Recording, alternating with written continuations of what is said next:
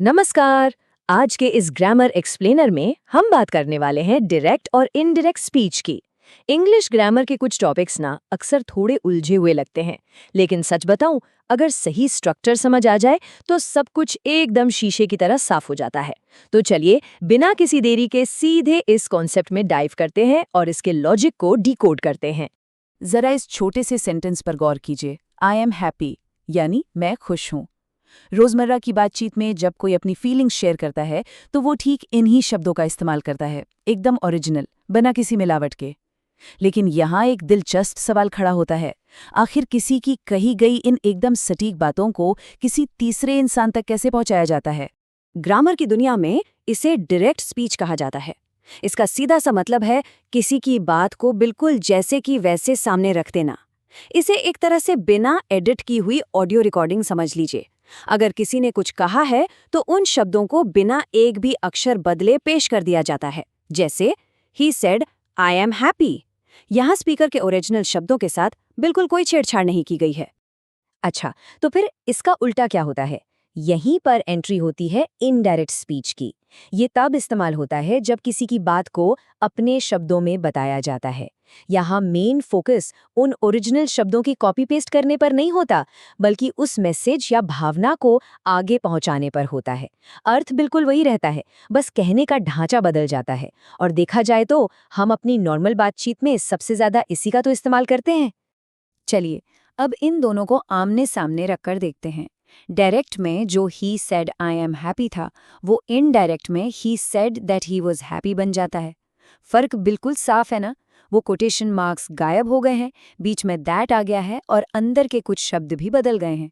Message 100% same है, लेकिन sentence का पूरा स्ट्रक्चर बदल चुका है। अब सबसे बड़ा सवाल, आखिर ये ट्रांसफॉर्मेशन होता कैसे है? इसके पीछे कोई बहुत बड़ी साइंस नहीं है, बस 3 बहुत ही सिंपल और लॉजिकल नियम काम करते हैं। पहला, कोटेशन मार्क्स को हटा देना। दूसरा, टेंस यानी काल को बदलना। और तीसरा, प्रोनाउन यानी सर्वनाम को बदलना। बस यही 3 स्टेप्स डायरेक्ट से इनडायरेक्ट स्पीच बनाने का पूरा सीक्रेट है। तो आइए इन्हें जरा और करीब से समझते हैं। शुरुआत करते हैं रूल नंबर 1 से, जो सबसे आसान है। कोटेशन मार्क्स को हटाना। डायरेक्ट स्पीच में शब्दों को एक बॉक्स की तरह इन मार्क्स के अंदर पैक करके रखा जाता है, जिससे पता चले कि ये एग्जैक्ट वर्ड्स हैं। लेकिन जब उसी बात को अपने शब्दों में बताया जा रहा है, तो इन निशानों का क्या काम? जैसे ही ये कोटेशन मार्क्स हटते हैं, वो ओरिजिनल स्टेटमेंट एक नए सेंटेंस के साथ घुलने मिलने के लिए एकदम तैयार हो जाता है। रूल नंबर 2, टेंस का बदलना। एम बदल जाता है वॉज में और इज भी वॉज बन जाता है। अब ऐसा क्यों? बहुत लॉजिकल है। जो बात पहले प्रेजेंट में कही गई थी, जब उसे बाद में रिपोर्ट किया जा रहा है तो वो बात तो पुरानी हो चुकी है ना, वो पास्ट का हिस्सा बन गई है। इसलिए अंदर के वर्ब को भी पास्ट टेंस में शिफ्ट होना ही पड़ता है। भाषा में टाइमिंग को सही रखने का ये एक बहुत ही बेहतरीन तरीका है। और अब आता है तीसरा और आखिरी नियम, प्रोनाउन का बदलना। जो आए था वो अब ही या शी हो जाता है। देखिए, जब कोई इंसान खुद के बारे में बात करता है तो वो मैं यानी आई बोलता है, लेकिन जब कोई दूसरा इंसान उसकी बात आगे बता रहा है तो वो उसे मैं नहीं कह सकता। इसलिए ओरिजिनल स्पीकर को सही से पॉइंट आउट करने के लिए प्रोनाउन को ही या शी में बदलना बहुत जरूरी हो जाता है। चलिए, अब तक जो कुछ भी सीखा है उसे एक नए एग्जाम्पल पर टेस्ट करते हैं। मान लीजिए सेंटेंस है she said I like T, यानी उसने कहा मुझे चाय पसंद है। अब जरा दिमाग दौड़ाइए, उन कोटेशन मार्क्स का क्या होगा? लाइक जो कि प्रेजेंट टेंस है, वो कैसे बदलेगा? और यहाँ जो आई है वो ओरिजिनल स्पीकर के हिसाब से किस प्रोनाउन में शिफ्ट होगा? और ये रहा final result. Direct sentence she said I like T, अब इनडायरेक्ट में she said that she liked T बन चुका है। यहाँ तीनों नियम बिल्कुल परफेक्टली काम कर रहे हैं। ध्यान से देखिए, पहला, कोटेशन मार्क्स गायब हैं।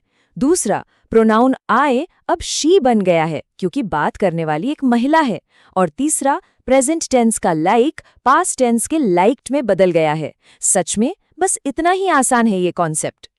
तो इस एक्सप्लेनर के बाद एक बहुत ही दिलचस्प सवाल सामने आता है, इंग्लिश ग्रामर के और कौन से ऐसे नियम हैं जो ऊपर से देखने में तो मुश्किल लगते हैं लेकिन असल में इतने ही आसान हो सकते हैं?